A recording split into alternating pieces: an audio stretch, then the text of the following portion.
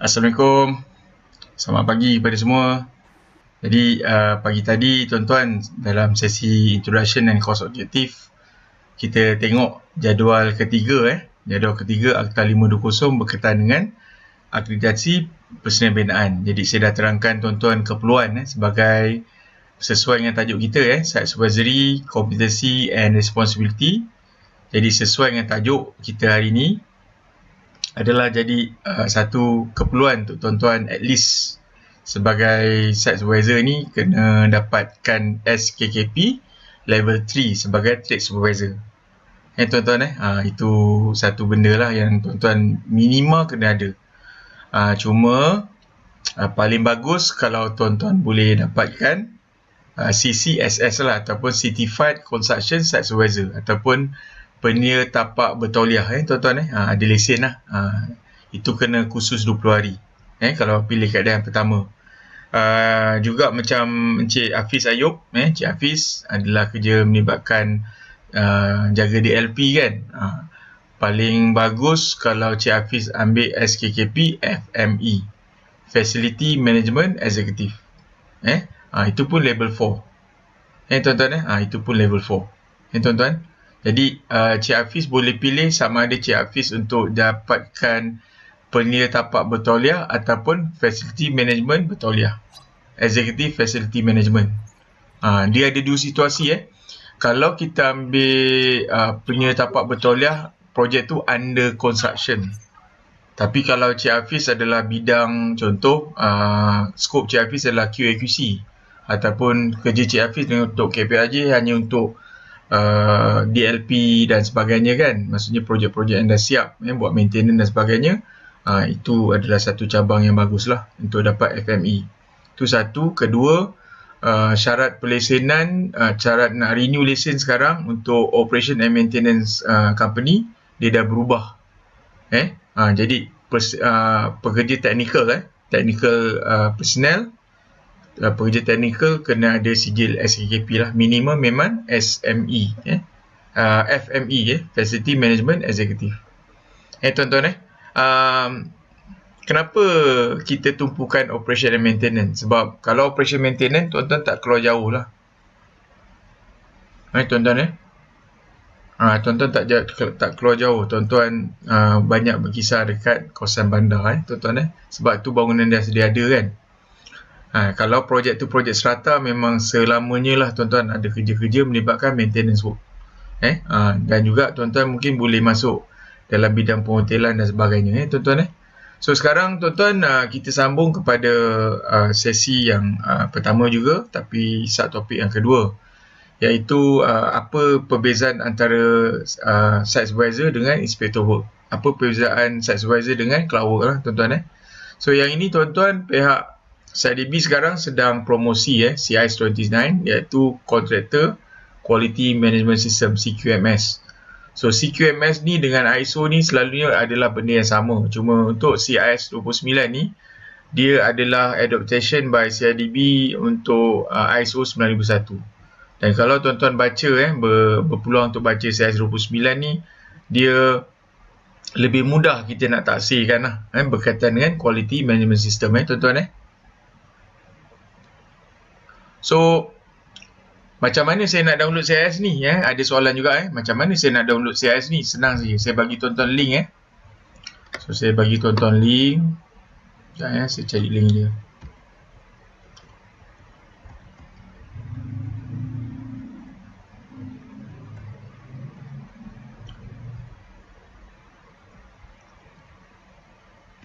Okey, saya bagi tuan-tuan link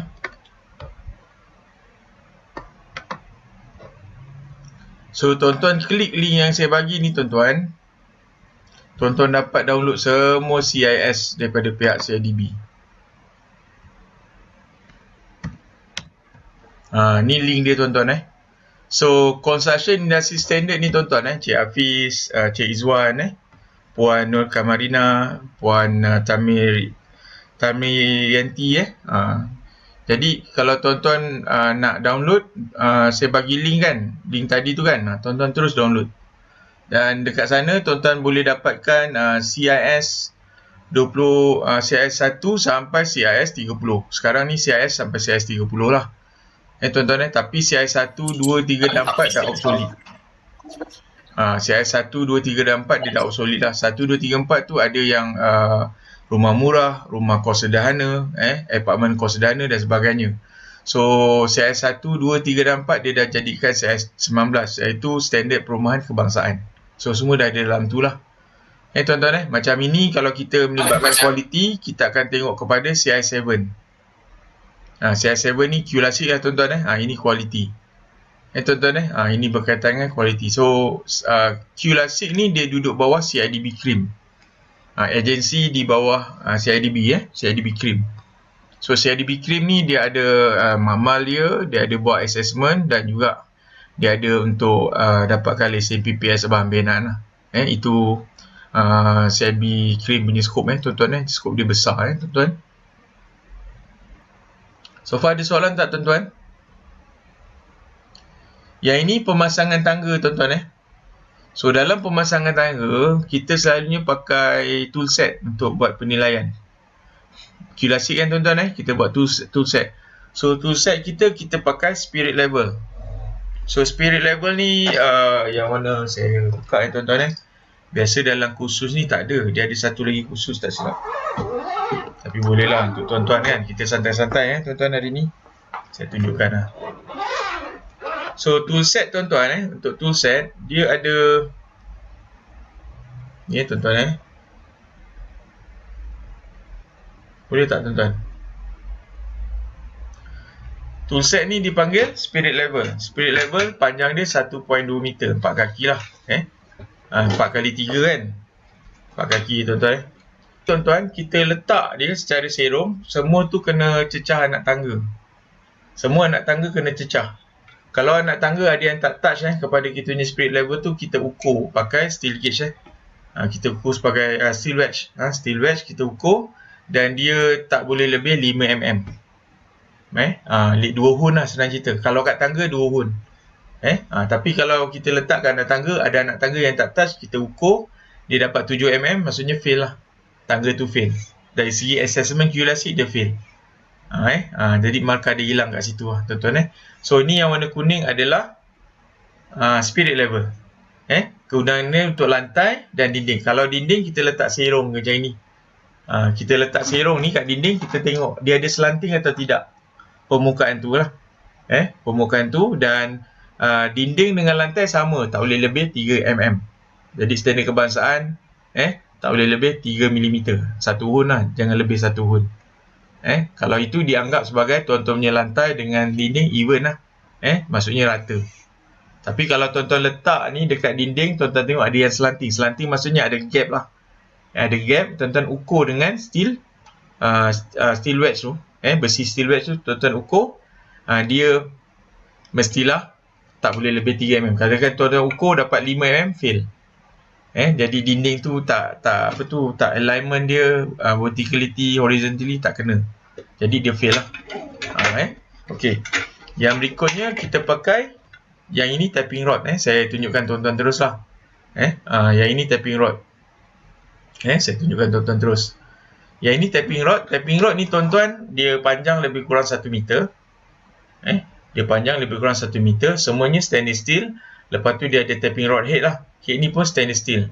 So ini tuan-tuan swipe. Swipe tu maksudnya kita gosok dekat lantai atau dinding. Tapi dengan kekuatan tertentu. Dia bukan nak merosakkan lah. Kalau kat lantai, kalau tuan-tuan swipe tu, dia kita nak cari dua benda. Satu, dia tak ada bunyi hollow drumming. Hollow drumming tu nanti tuan-tuan dapat bezakan bunyi tu antara mozaik yang padu ataupun floor semi render yang padu ataupun yang ada hollow yang ada berlubang. Kita boleh dengar.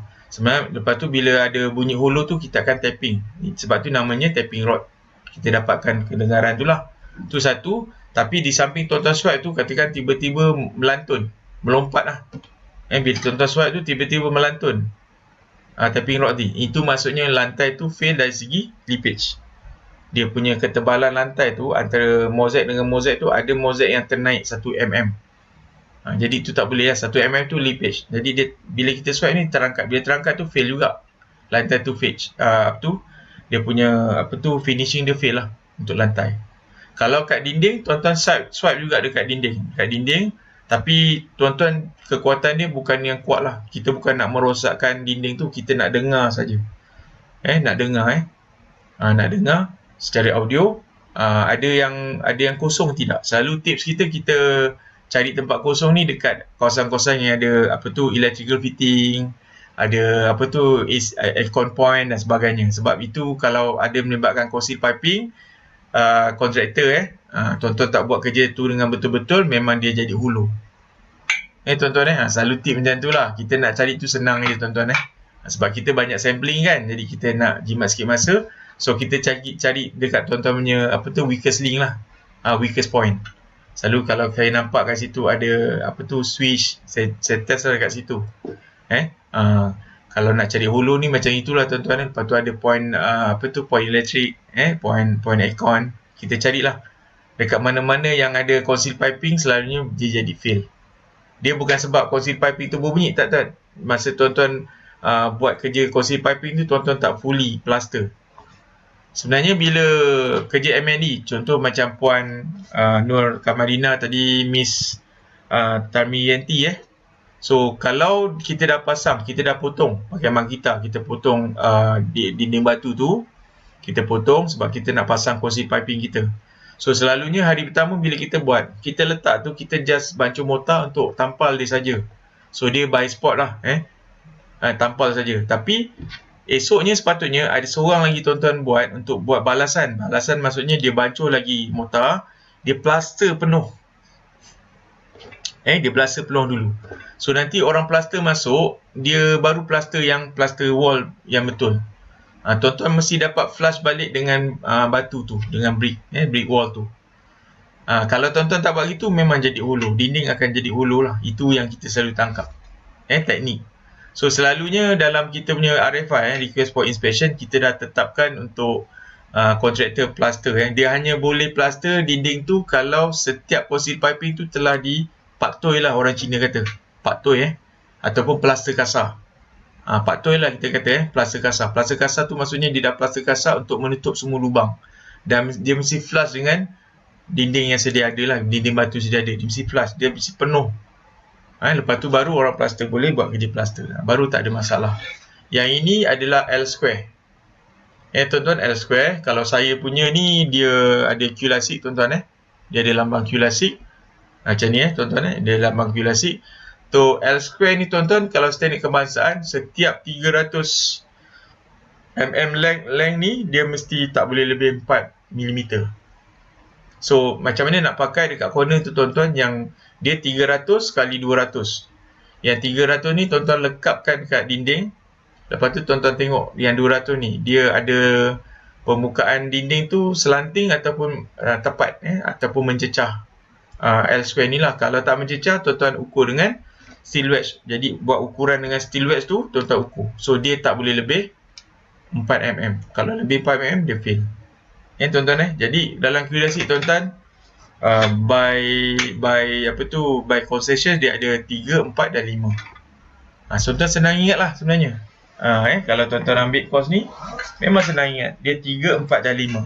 Lantai dan dinding 3, 4 square dekat dinding, penjuru kat dinding 4. Kalau 5 ni dekat tangga, 5 juga dekat pintu. Pintu antara frame pintu dengan daun pintu tuan-tuan dia tak boleh lebih 5 mm sama. Itu sajalah. Lepas tu yang lain berdasarkan tuan-tuan punya skill. Macam Cik Hafiz ni skill lah tinggi lah. Sebab tu Cik Hafiz kerja untuk DLP. Jadi pandangan mata tu tajam lah.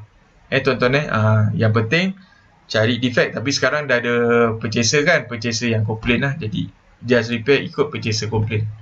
Selalunya dia idea tu, satu bos letak orang paling muda untuk jaga DLP, satu bos letak orang paling tua untuk DLP. Kalau dekat company saya dulu, yang paling tua dekat DLP untuk berurusan dengan purchaser. Tapi sekarang company lama saya, kita dah start letak orang-orang muda. Tapi jawatan masing-masing besar lah. Macam assistant manager dan sebagainya, dia jaga DLP. Sebab benda ni penting. Jadi bila dia main, nanti bila dia dah naik pangkat, dia jaga projek, dia tahu macam mana dia nak elakkan daripada purchaser complaint tuan-tuan sebab kita nak kena grooming lah tuan-tuan nanti 12 sampai 12.30 tuan-tuan kelas ni.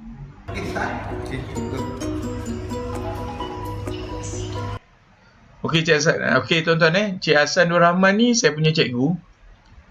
Dia adalah assessor kelas 4 lah. Assessor kelas 4 tu maksudnya dia professional assessor. Cik Hasan ni professional assessor. Jadi video yang saya nak mainkan tuan-tuan ni video ni mungkin ada lag ada apa lah, tapi yang penting suara saya okey tuan-tuan lepas tu video ni tak bising kan tuan-tuan Saya dah mute kan video ni dia tak bising tak dengar kan? Okey, apa yang saya nak tunjuk tuan-tuan, ini adalah QLC assessment yang sebenar. Cuma ini cuma ini adalah sistem yang lama lah. Sistem yang lama kita masih pakai borang tuan-tuan Kalau sistem yang baru kita dah pakai tab. Jadi setiap kali buat assessment kita kena pakai 2 orang. Mesti berdua lah. So dia ada lead assessor, dia ada assistant assessor. So assistant assessor seseorang yang merekodkan. Kalau lead assessor dia akan pegang toolset. Jadi mereka ni bertukar-tukar.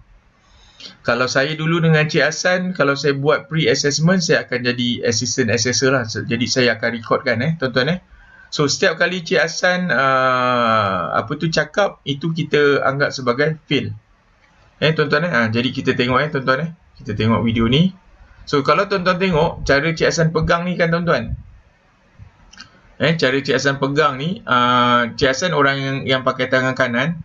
Jadi spirit level dengan L square ni dia pegang pada satu tangan.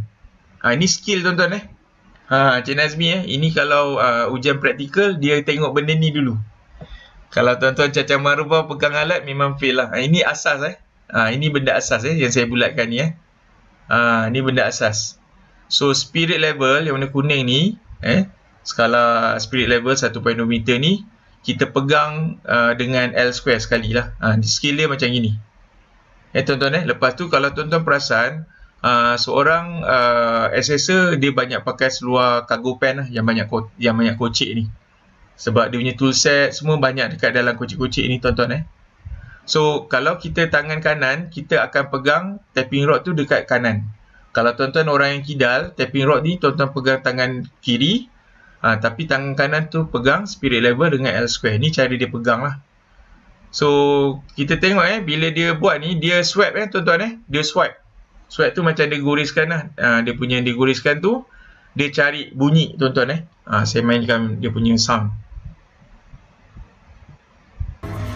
Cik Hasan cari bunyi tuan-tuan Okey. Dia cakap wall jointing.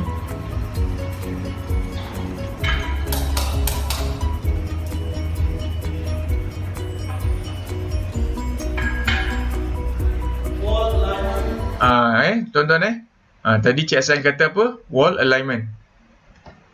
Yang sini tuan-tuan nampak tuan-tuan?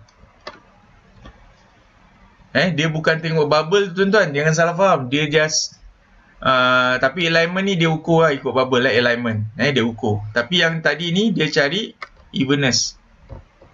Ini alignment, yang ini dia cari evenness tuan-tuan Yang ini.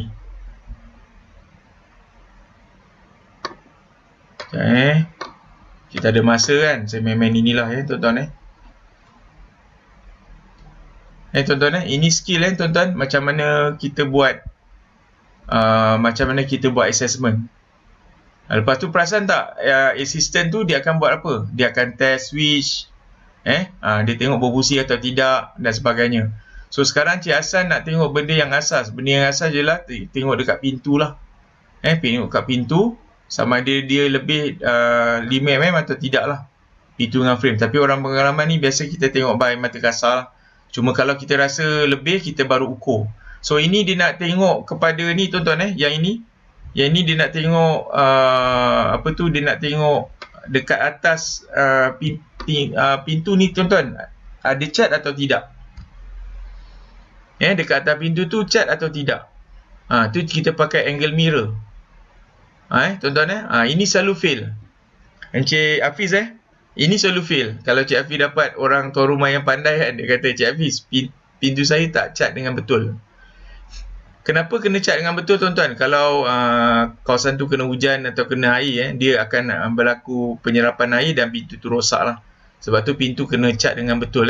Ini kita panggil angle mirror. Tuan-tuan, kita pakai angle mirror, kita tengok dia cat atau tidak lah dekat bahagian top tu. Tuan-tuan, sebab tu kita pakai cargo pen, tuan-tuan. Kita nak simpan, tengok Cik Hassan simpan benda tu dalam kocik dia kan. Tuan-tuan, lepas tu dia test lagi lah. Dia sweeping kat dinding tu, dia sweeping, dia cari ada hulu atau tidak. Dia cari. Kalau tak ada, tak adalah. So dalam masa sama, masa dia buat, Cik Hassan akan tengok sealing, jointing dan sebagainya, finishing. Dia akan tengok dari segi opacity, mengecat dan sebagainya. So kalau Cik Hassan mengetuk ni, tuan-tuan, dia ketuk ni, so itu dia tapping, dia confirmkan. So setiap kali kita jumpa holo, kita akan ketuk, tuan-tuan, macam ni Cik Hassan ketuk. Itu dipanggil tapping. Bila kita tapping tu, dia nak confirm ni, tuan-tuan, saya mainkan lagi sekali. So Cik Hassan swipe kan, swipe tapping rod tu kan, tuan-tuan, dia swipe. Lepas tu dia tengok ada satu tempat tu dia macam holo, so dia akan tapping lah, dia ketuk untuk confirm. So kalau holo, dia kata wall 1 holo ataupun wall 2 holo, macam tu lah.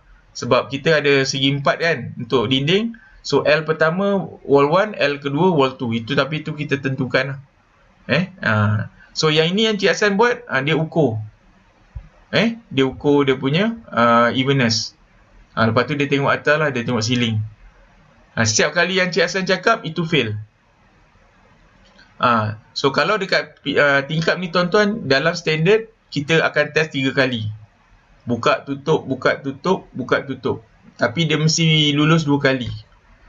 Kalau tuan-tuan buka sekali pertama, dah bunyi squeaky, bunyi sebab tuan-tuan punya angsel tu karat, dia berbunyi, terus fail.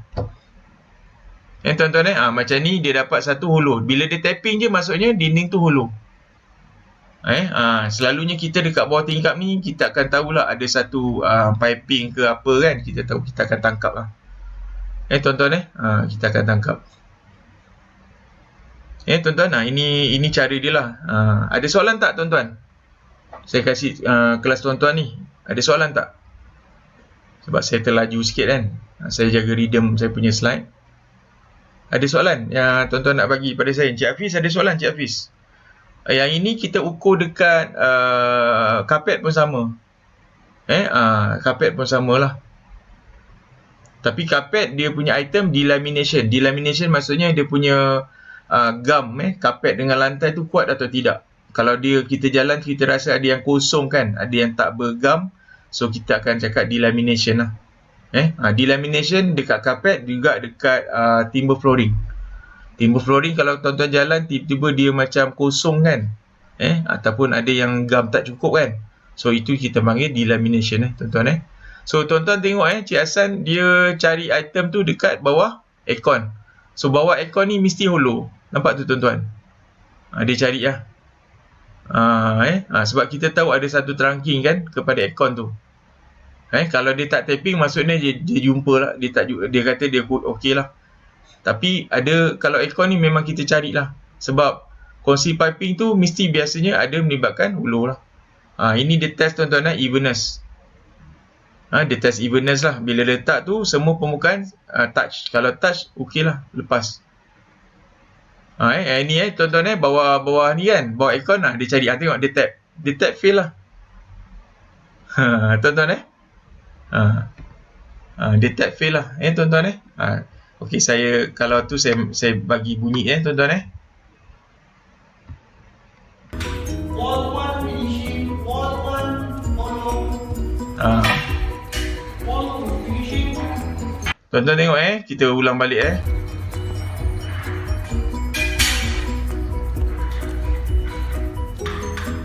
Wall 1 finishing, wall 1 follow.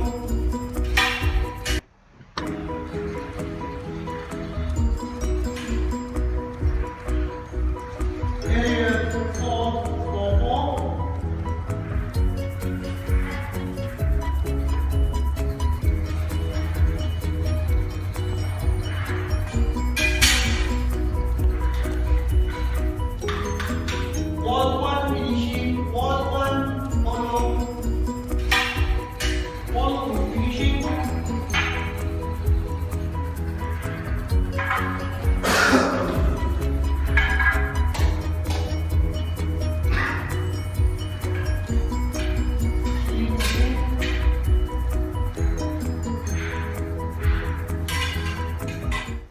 Okey tuan-tuan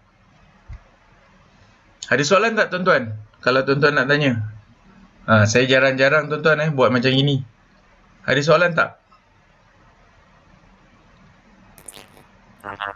Cik Hafiz. Tuan, Ya. saya nak tanya satu soalan. Ya. Kalau yang untuk pop-up tile pun sekali dia akan check sekali dengan hulu. Macam mana tuan? Apa? Tile.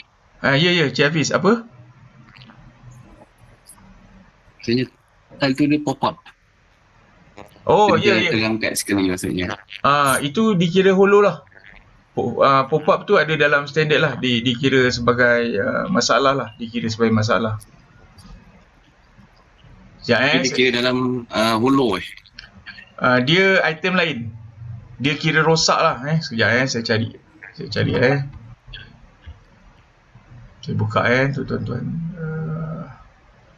Dekat mana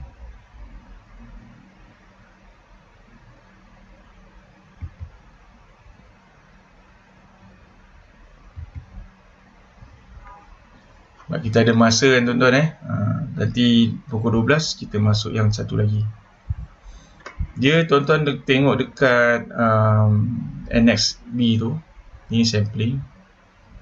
Ni saya ada bagi tuan-tuan Ni saya ada bagi sampel lah. So ni ceiling. Yang tuan-tuan tadi floor kan. Ni internal wall.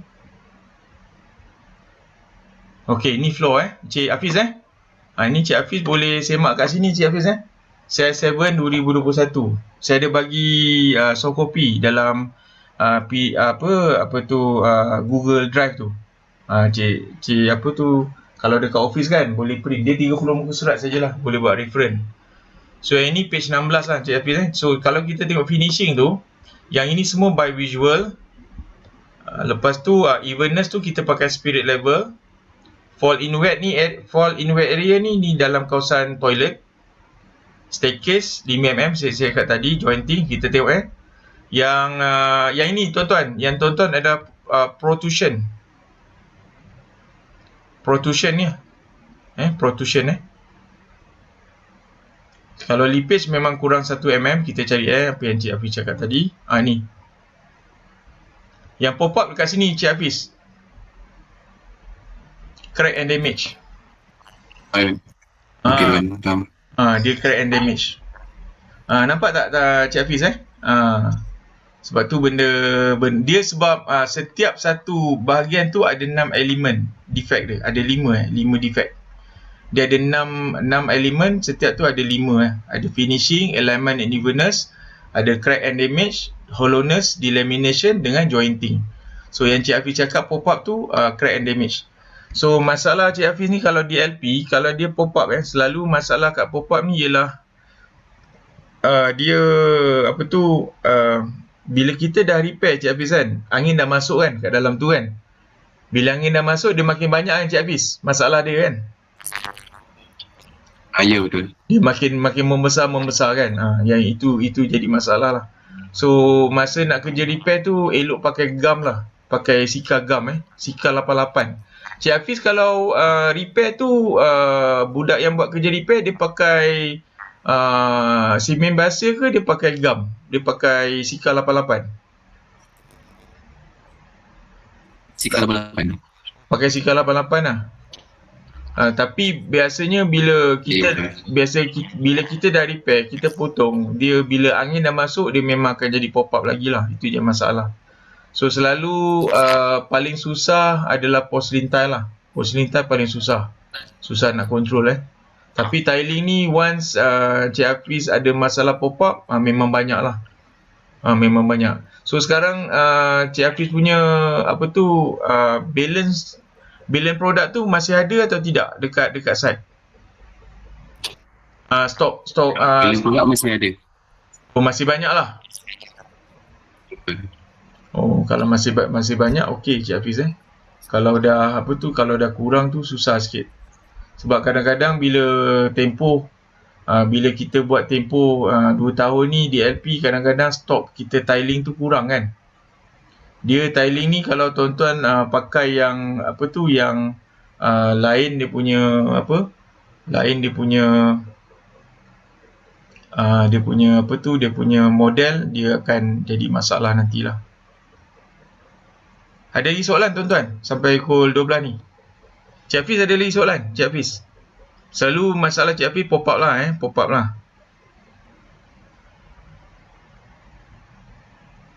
Yang lain-lain ada soalan tak? Cik Izwan,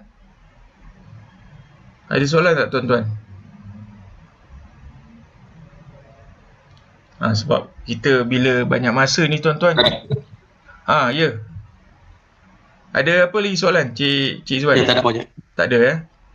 Cik Izwan, kerja bangunan buat kerja baru ke ataupun buat kerja renovation? Campur dua-dua. Baru ada, renovation pun ada. Renovation pun ada lah. So renovation setakat ni ada keluarkan CCC tak untuk kerja renovation? Tak ada lah ya.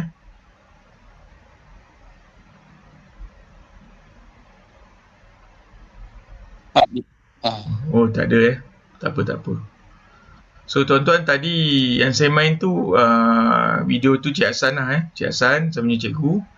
So itu yang saya, Tuan Haji Samsudin dengan Cik Nazmi kita, sebab selalu bila kita buat kelas ni ada ramai peserta dia kata dia nak explore lebih lanjut lah tentang QLASIK macam mana nak QLASIK SSK dan sebagainya. So kita tengah cuba nak bawa Cik Hassan ke Johor lah, ke Johor untuk conduct ke conduct. Tapi sekarang sebab dia punya arrangement untuk QLASIK SSK tu dia dah lain sikit. Dia sentiasa berubah tuan-tuan zaman saya ambil tahun 2016 dia lain, sekarang dah lain sikit. Dulu lain, sekarang dia lain sikit lah. Biasalah tuan-tuan dia makin improve. Cuma benda-benda ni tuan-tuan kenapa penting, macam Cik Hafiz tu lah, kenapa penting untuk kita faham tentang QLASIK. Sebab bila tuan-tuan faham cara dia scoring apa yang dia terima, apa yang dia tak terima, kat situ yang tuan-tuan boleh improve tuan-tuan punya mutu kerja. Kalau tuan-tuan tak faham dari segi macam mana dia kata benda tu defect secara standard kebangsaan lah, kat situ tuan-tuan ada masalah. Macam tadi Cik Hafiz kata pop up dengan hulu sama tak? Tak sama. Sebab bila dia pop up tu dia dah macam protrusion dia dah meletup dan dia menyebabkan satu keadaan keselamatan So dia dipanggil crack and damage, dia dah pecah senang cerita dia dah pecah, dah rosak lah.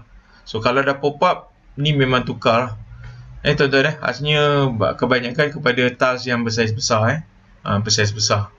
So isu dia kalau kita dalam tempoh DLP ni selalunya pop up ni berlaku satu bila kita dekat rumah-rumah yang tak terjual. Encik Hafiz, projek dekat Lakin tu ada yang tak terjual lagi ke? Ada unit yang tak terjual ke Cik Hafiz?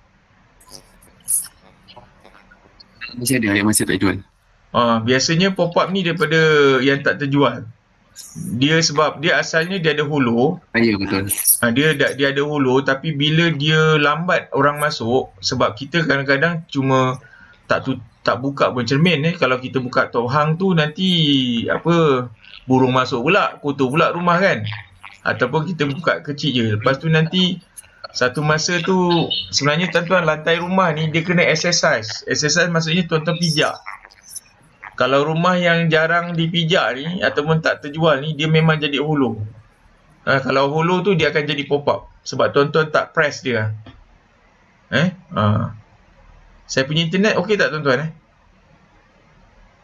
tuan-tuan tak tuan-tuan tak press dia kan. Jadi lama-lama dia jadi hulu. Tuan-tuan lama-lama dia jadi hulu lah. So selalunya pop up tu maksudnya bahasa kasar dia mozaik meletup lah tuan-tuan mozaik tu meletup. Mozaik tu dipanggil mozaik meletup, memang meletup tuan-tuan macam bunyi mercun bom bila dia berlaku memang meletup tuan-tuan. Memang kadang-kadang orang ketakutan kalau contoh tuan rumah tu ada kat situ mozaik tu meletup, dia ketakutan tuan-tuan. Memang meletup betul. Memang bunyi dia besar tuan-tuan sebab dia pecah kan, mozaik tu pecah tuan-tuan dia ada geser dan sebagainya lah. So dia sebenarnya berasal daripada hulu. Dan lagi teruk untuk kawasan rumah yang tak terjual lah. Ataupun tiba-tiba sekarang DLP contoh Encik Hafiz adalah 24 bulan. Selepas dah 12 bulan barulah rumah tu orang beli. Contoh, barulah rumah tu orang duduk. Jadi bila dia masuk, dah 12 bulan tak ada orang pijak. So macam-macam lah masalah yang timbul tuan-tuan. Tadi tu agak sendat sikit masa lah. So ini contoh, kita dah masuk peringkat contoh di mana purchaser lantik third party. Dan third party tu adalah QRC assessor. Dia level 1 ke, level 2 ke. Biasanya level 2 dengan level 3 lah. Kalau level 4 ni dia dah professional assessor. Biasanya level 4 ni dia tak sempat.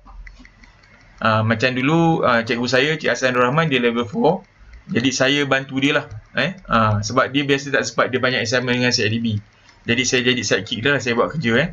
So ini contoh antara report defect report dipanggil kita panggil apa defect, apa nama dia, defect checklist report. Saya pun dah lupa dah lama tak buat tuan-tuan. Defect checklist report. Jadi dalam defect checklist report selalunya dalam ke depan tu dia adalah gambar premis tu, alamat dia, dan siapa yang verify benda tu. Dia biasa benda ni adalah standard form. Kebanyakan company pakai isu yang sama. Lepas tu kalau tuan-tuan tengok dia ada report summary and analysis. Tuan-tuan bernasib baik kalau biasanya purchaser kalau dia lantik third party buat, pihak sales dia akan dapat satu. Pihak customer service kan. Bila dia pulangkan balik defect punya borang tu dia untuk buat warranty claim, biasanya purchaser dia akan bagi satu salinan pada tuan-tuan dan minta tuan-tuan untuk verify berdasarkan report dan list yang dia bagi. Contoh dalam report ni total yang kita jumpa 64 numbers of defect lah. Tapi 64 numbers of defect tu kalau dia hantar report daripada tuan-tuan, dia ada tagging yang tepat. Kitchen ada berapa dan sebagainya, dan dia ada nombor tagging report tu lah, nombor berapa. Dia ada nombor berapa. Jadi tuan-tuan boleh refer. So setiap item tu nak kena repair 64. Tuan-tuan tuan-tuan tak boleh sebab biasanya bila dia purchaser ni dia dah lantik third party, dia dah ada report ni, katakan tuan-tuan tak entertain. Semua tu tuan-tuan tak gunalah report dia tu. Tuan-tuan tak buat pun sepenuhnya. Dia isu ialah dia akan boleh herit tuan-tuan kepada tribunal. Kenapa dia boleh herit tuan-tuan kepada tribunal? Sebab report dia lengkap. Report macam ni tuan-tuan, kalau dia submit kat tribunal memang pingsan. Jadi daripada list ni, pihak purchaser dia akan cakap apa yang dah dibaiki, apa yang tidak dibaiki. Daripada 64, katakan tuan-tuan dapat settlekan 40. Tapi 24 lagi tak settle, dia tak terima. So 24 tu mungkin dibawa kepada tribunal. 24 tu dia taksirkan sebagai 50,000. Katakan dia menang. So tuan-tuan kena bayar di 50, tapi dia akan repair ni. So bila tuan-tuan dah bayar tu, adakah hak dia dalam tempoh DLP ni dibatal? Tidak. Dia masih ada balance. Katakan dia bagi defect report ni pada tuan-tuan untuk repair selepas 3 bulan. Lepas tu berlangsunglah semua proses tu sampai bulan ke-7. So dia masih ada 11 bulan lagi untuk komplain. Tuan-tuan Tapi kalau tuan-tuan menghadapi purchaser yang buat situasi macam ni, tuan-tuan nak kena jaga-jaga sebab ini kemungkinan besar dia boleh herit tuan-tuan ke tribunal. Sebab kalau tuan-tuan tengok wording yang assessor ni pakai adalah wording yang dalam standard kebangsaan. Contoh macam yang pertama tu tuan-tuan, living and dining floor alignment, dia kata ada lipid style. So item tu dia petik sebiji-sebiji ikut size 7. Tuan-tuan yang buat ni adalah orang profesional. Jadi bila Yang Arif tanya satu persatu ni, dia akan rujuk standard ni tuan-tuan. Silap-silap Yang Arif Hakim dia akan bagi satu salinan untuk rujuk. Dia ada bagilah dia punya page marking. Yang Arif yang nombor 1, Yang Arif muka surat sekian-sekian. Yang Arif tulis dekat sini dia dah siap marking siap-siap. Dia dah highlight siap-siap. Tuan-tuan rasa Yang Arif akan tolak ke? Tak. Sebab ini bersandarkan CIS tuan-tuan, standard kebangsaan. Yang itu nak kena hati-hati tuan-tuan. Ni nak kena hati. Senang cerita sepanjang tempoh DLP tu tuan-tuan mesti, tapi tuan-tuan bukanlah at receiving end lah. Kalau macam saya cakap tadi, katakan purchaser dah buat renovation, tuan-tuan mesti mungkin ada satu kaedah untuk buat surat acknowledgement. Contoh, pihak kami mendapati pada tarikh sekian-sekian pihak tuan telah buat renovation, berdasarkan kepada akta sekian-sekian sebenarnya CCC telah terbatal selepas pihak tuan membuat kategori renovation kategori C. Contohlah, pihak kami memberi maklum sepatutnya pihak tuan perlu dapat pelan lulus tambahan daripada pihak PBT dan ada permit kerja sementara dan contoh bayar wang amanah kepada PBT. Jadi tuan-tuan terangkan dari segi masuk undang-undang. Tuan-tuan bukan nak memberikan suatu penguatkuasaan, tapi tuan-tuan mengajarlah. Ada satu proceeding yang dia kena buat, dia kena siapkan dulu. Kita mengingatkan sebagai tu. Sebab ini macam social responsibility lah daripada pihak tuan walaupun ni macam satu kerja lebih, tapi bila tuan-tuan buat itu, tuan-tuan menyelamatkan diri tuan-tuan untuk tempoh warranty yang akan datang. Sebab tuan-tuan kata bila tuan-tuan buat ini, warranty dah tak ada lah. Tuan-tuan warranty tak ada, tapi tuan-tuan kena bagi satu surat kenyataan yang ini tuan-tuan So tuan-tuan ingat, kalau dia renovation, kalau type C saja, tuan-tuan kena maklum dengan purchaser, dia punya warranty dah habis. Dan dalam undang-undang tuan-tuan yang saya sebut ni dalam undang-undang tuan-tuan, dalam Akta Jalan Parit dan Bangunan 1974 dan Undang-Undang Kecil Bangunan Seragam 1984, apa yang tuan rumah tu buat menyebabkan CCC yang lama tu dianggap batal. Dianggap terbatal dan mereka kena dapatkan CCC yang baru. Sebab tu untuk kerja renovation tuan-tuan memang kena minta surat kelulusan pelan daripada pihak PBT. Sebab penalti dia ada tempat 20 kali ganda, ada tempat 10 kali ganda. Macam dekat Johor Bahru, macam dekat Johor 20 kali ganda. Penalti. A campur B campur C. A tu maksudnya permohonan pelan tambahan. B tu adalah permohonan permit kerja sementara. C adalah bayaran wang amanah, bayaran kebersihan. Macam kat Kuala Selangor, dekat Selangor dia 10 kali ganda. So ada rumah tu dekat Selangor kena penalti 12,500. Sebab A campur B campur C nilai dia 1,250. So tuan rumah kena saman sebab buat renovation 12,500. So benda-benda ni sebenarnya tuan-tuan sebagai bekerja dengan developer kena siapkan satu proses lah, ataupun buatlah satu SOP. So bila dia buat itu, tuan-tuan bagi satu surat dan tuan-tuan kata risiko untuk pihak tuan terbatal keseluruhan warranty.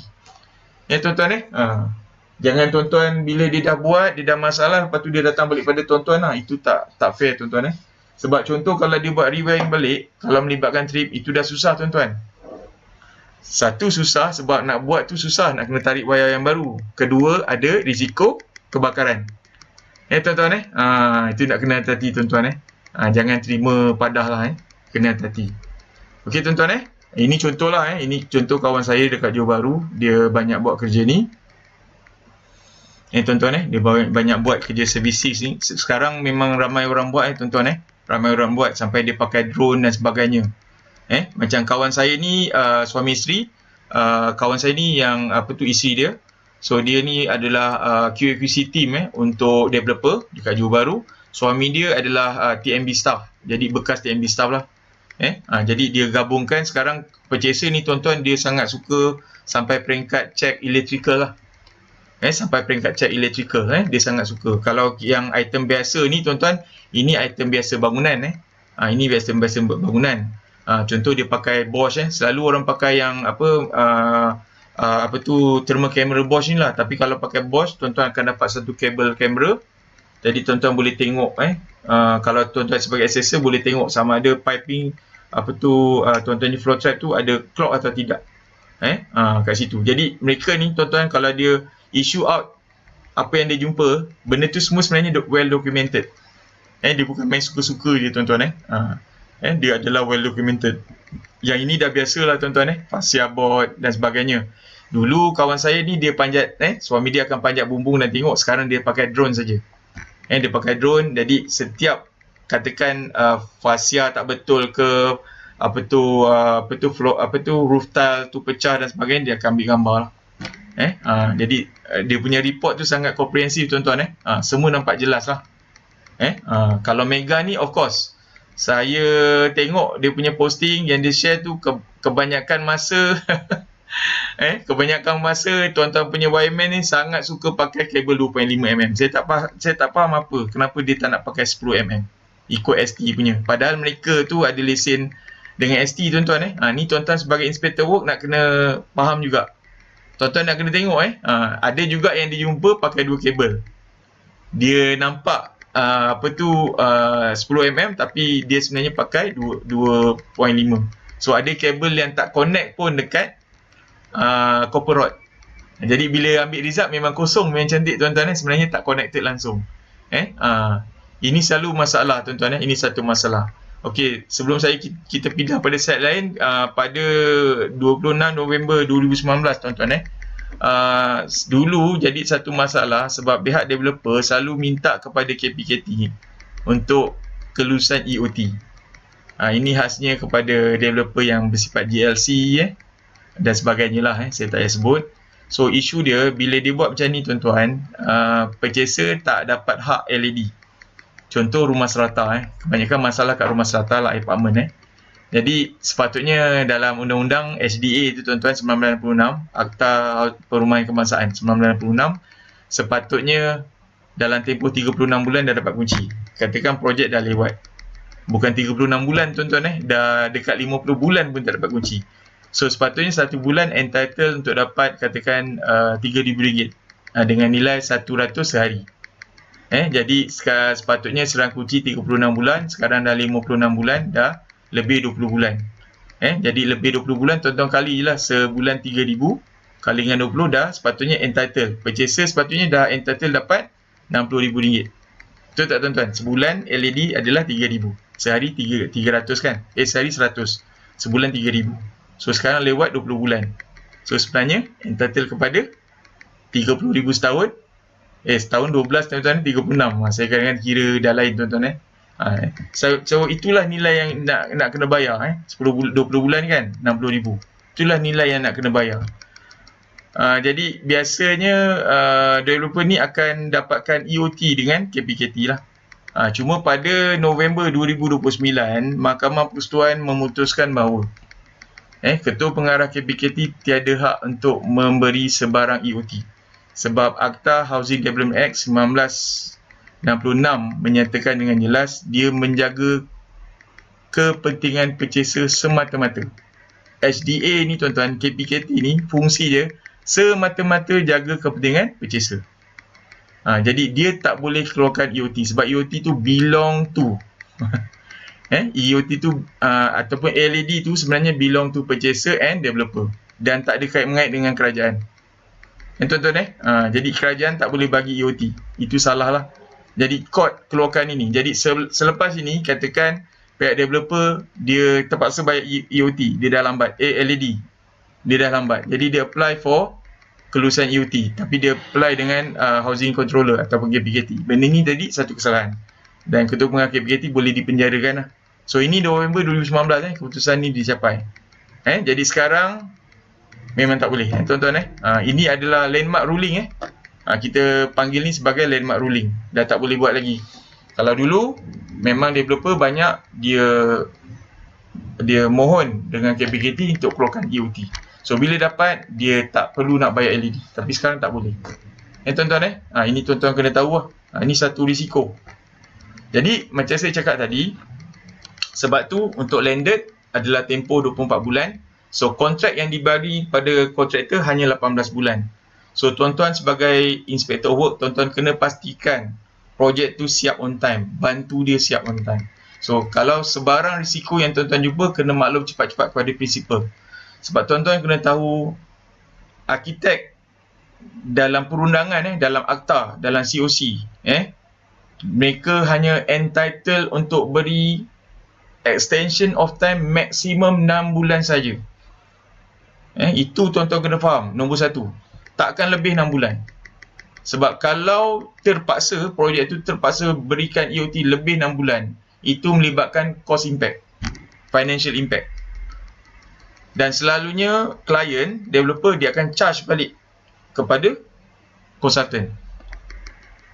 Tuan-tuan sebab dalam perundangan 24 bulan, 18 campur 6. Dia tak boleh lebih. Kalau lebih mestilah dapat kelulusan klien. Developer setuju atau tidak. Kalau tidak memang kena penalti tuan-tuan ini nak kena hati-hati lah. Tuan-tuan ini close up. Kita dah nak habis ni tuan-tuan Ini close up CMGD. Jadi macam sama juga untuk CPC. Masa CMGD tuan-tuan selalunya saya ambil 4 bulan. Tapi ada dua term kan tuan-tuan. Satu punch list. Punch list untuk dapat CPC. CMGD kita panggil defect schedule.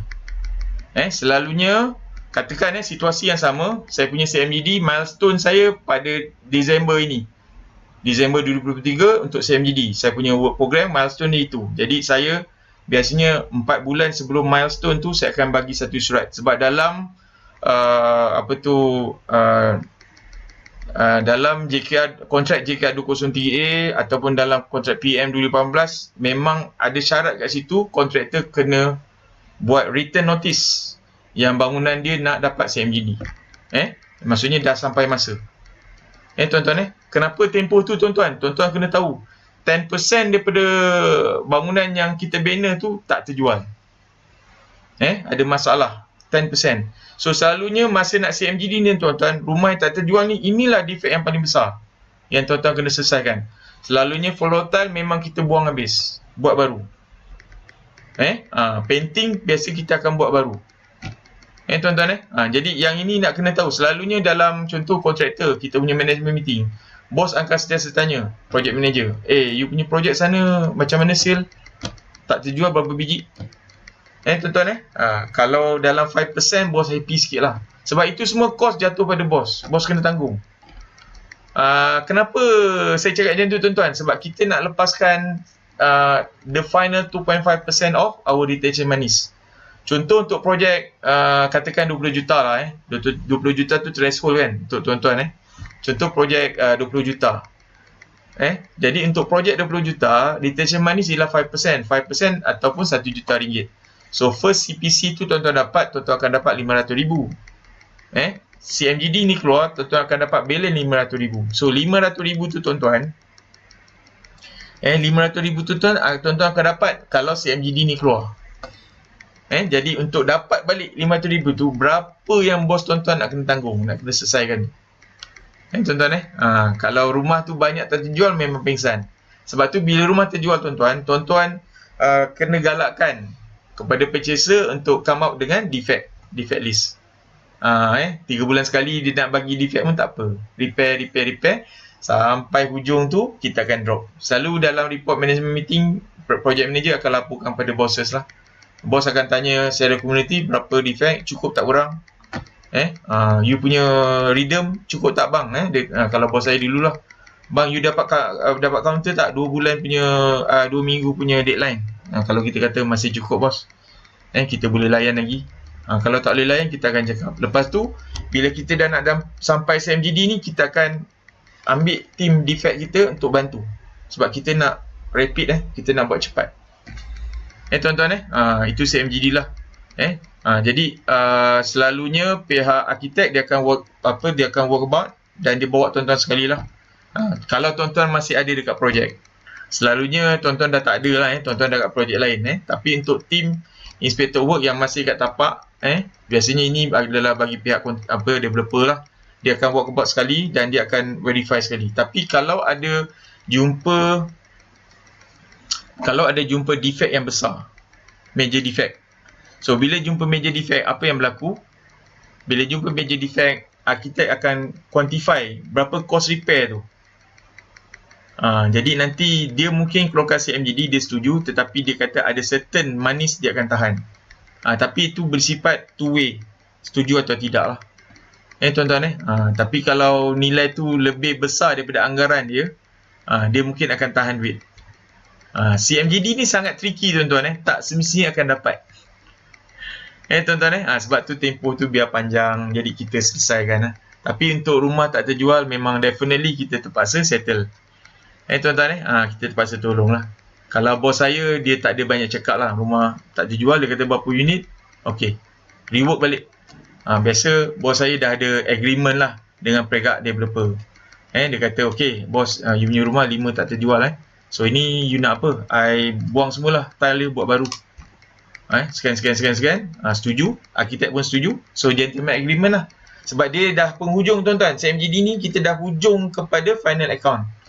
Sebab final account tu, berapa sum yang kita sediakan, berapa value dia antara willing to give, willing to accept, willing to give lah. Dia sifat macam tu. Dia kena bincang baik-baik. Developer dengan kontraktor ni kena bincang. Berapa nak absorb, berapa sekian-sekian dia akan bincang. Jadi masa CMGD ni pun dia bosses akan bincang. Nanti dia bagilah instruction pada orang site. rumah tak terjual, unit ni ni semua you rework. Kita buat sajalah. Tuan-tuan sebab dia senang cerita, kita bantu developer. Sebab siapa yang jual tu, kalau developer tak nak bagi diskaun, dia entitled tu another 18 month. Sebab purchaser rumah ni tuan-tuan beli je rumah, tuan-tuan entitled kepada 18 month. Kecuali tuan-tuan beli rumah yang dia diskaun lah. Kalau dia kata take it as it is, maksudnya dah di diskaun. Tuan-tuan kalau setuju, tuan-tuan ambil lah. Tapi kalau dia tawarkan diskaun 300,000, why not? Tuan-tuan datang tengok, tak ada live crack, okey, tuan-tuan terima. Lepas tu dengan kos tu tuan-tuan buatlah renovation. Tuan-tuan benda tu tak ada isu sangat, boleh selesai. Okey tuan-tuan dah masa tuan-tuan Yang ini saya dah terlepas tuan-tuan Yang ini antara contoh contoh yang dipakai. Ini tribunal tuan-tuan Ini tribunal. Contoh yang tadilah, katakan isu macam ni. So bila isu macam ni, purchaser takut kenapa basah dekat saya punya DB point. Jadi dia tak puas hati, tuan-tuan repair pun masih berlaku lagi, dia tak puas hati, jadi dia bawa kepada tribunal. So bila tribunal tuan-tuan dia buat laporan kepada tribunal ni, bayar RM1 saja tuan-tuan buat secara online, tak silap saya. Dan ini macam kawan saya tadilah RH Services ni lah. So kalau tuan-tuan masuk tribunal, inilah proses dia. Tadi saya dah cerita kan, itulah proses dia tuan-tuan. Tapi tribunal maksimal RM50,000. Kalau defect macam yang saya cakap tadi, yang kes kad Cik Wan Hisham yang dia dipanggil untuk buat rapid survey, rapid report untuk bangunan rumah yang fail tu, saya ingat itu dah tak main tribunal sebab nilai tu adalah nilai rumah. So itu definitely masuk court. Tuan-tuan sebab dia akan tuntut full refund. Full forfeit lah, full forfeit refund dia akan mohon balik. Sebab bangunan tu kalau JKR keluarkan istilah tidak selamat, habislah. Tuan-tuan dia akan fight kat mahkamah untuk dapatkan balik duit Ini tribunal tuan-tuan Okey tuan-tuan, saya dah tamat ni Cik Rosli. Terima kasih banyak Cik Rosli, terlebih masa 1 minit. Tak apa. Okey, kita pergi pada soalan. Kalau ada, kita tengok sekejap. Ya, okey.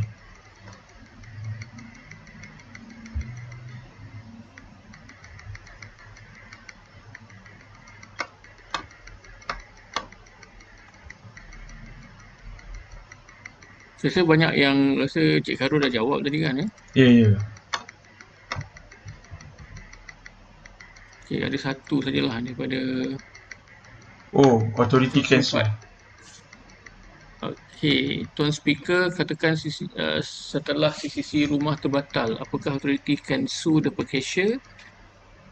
And how about to those of already stay for long ago, maybe about 10 years ago?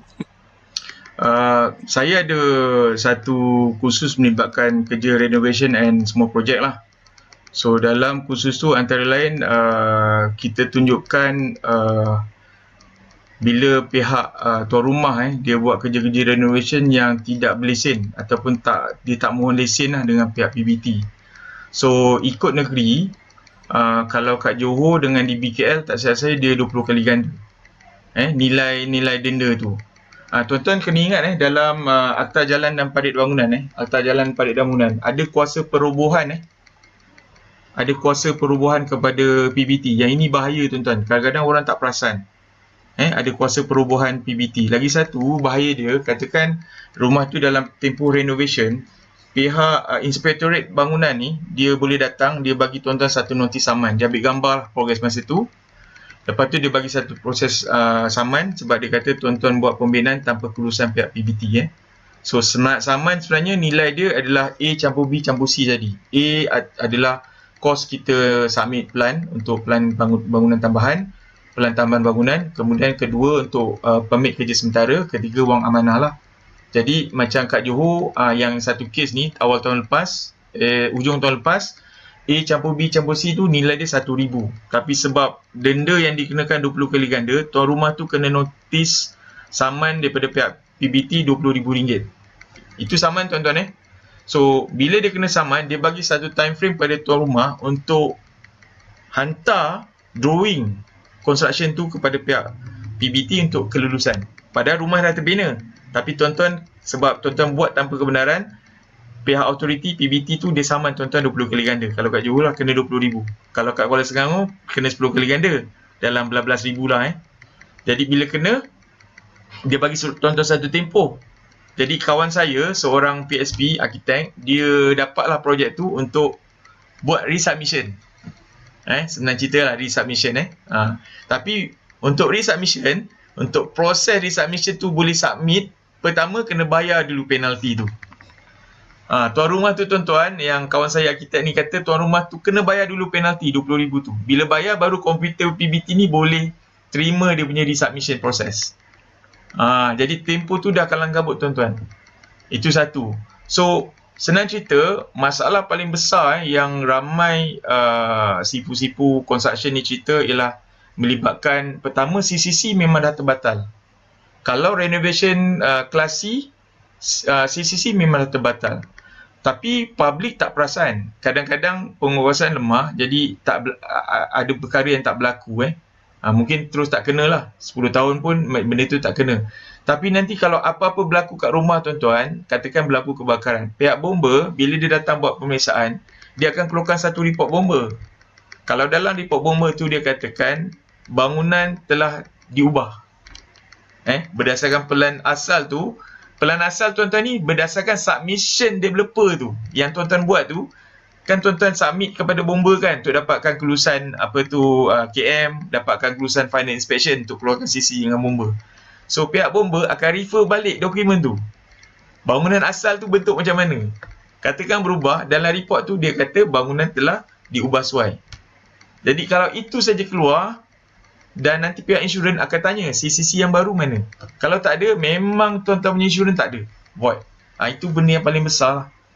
Tuan-tuan Lepas tu satu lagi, kadang-kadang pihak PBT tak ada pengurusan, dia biar saja. Tapi satu tempoh dia akan notiskan tuan. Sebab dia guna alamat yang tuan tu, lepas tu dia tengok bangunan tuan-tuan tu berbeza dengan tuan yang sebelah-sebelah. Dia ambil gambar, dia bagi satu notis. Dia kata sila kemukakan pelan lulus bangunan untuk kerja-kerja renovation yang telah dijalankan sekian.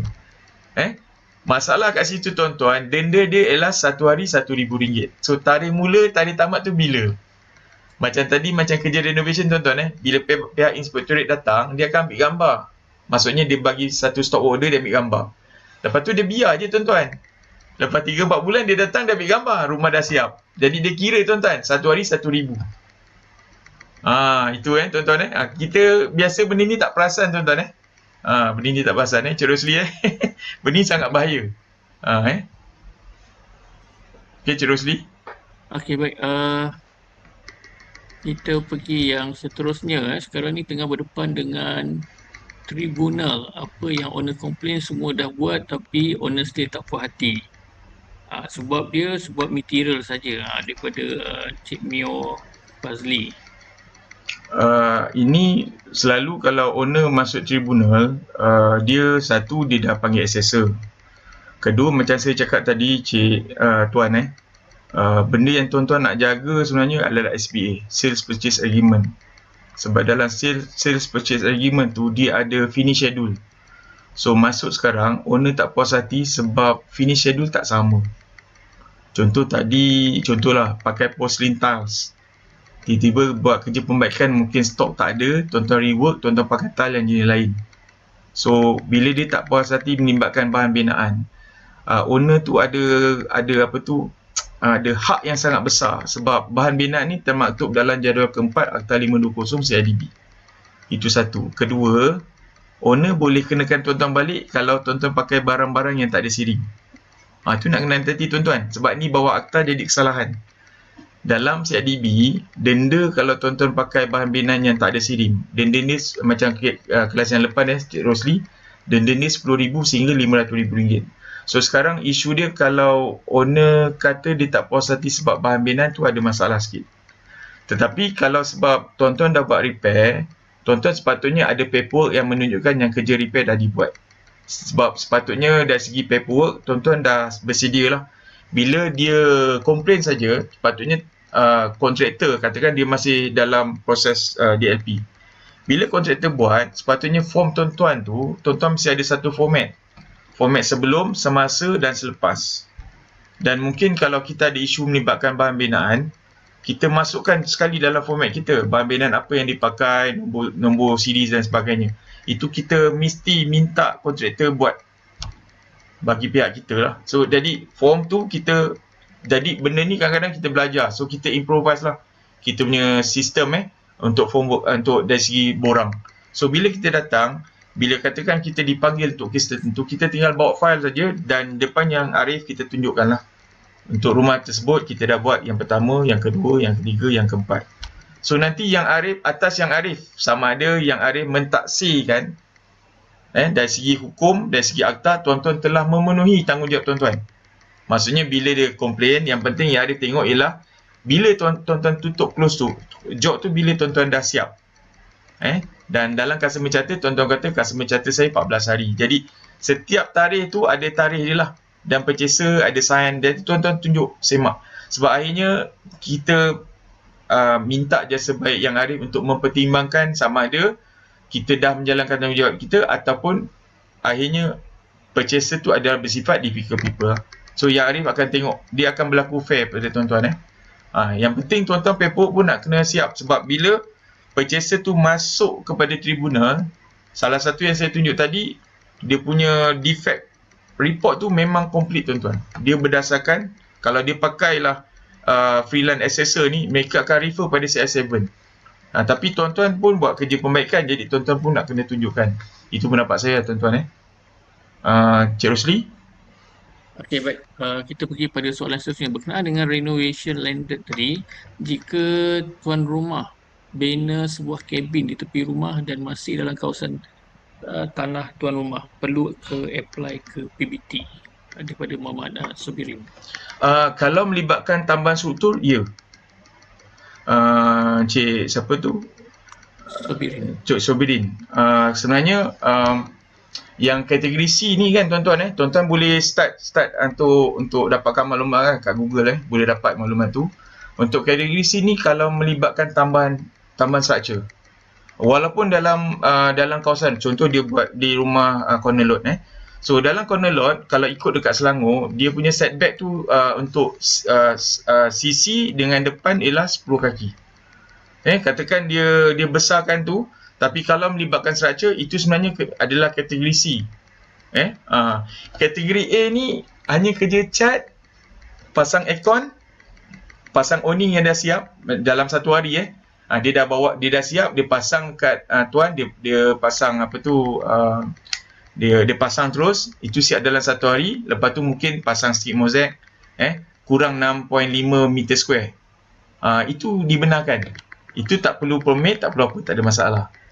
Tetapi kategori B ni pembinaan yang perlu permit kerja sementara, tapi mungkin tak perlukan pelan lulus, macam buat rumah binatang.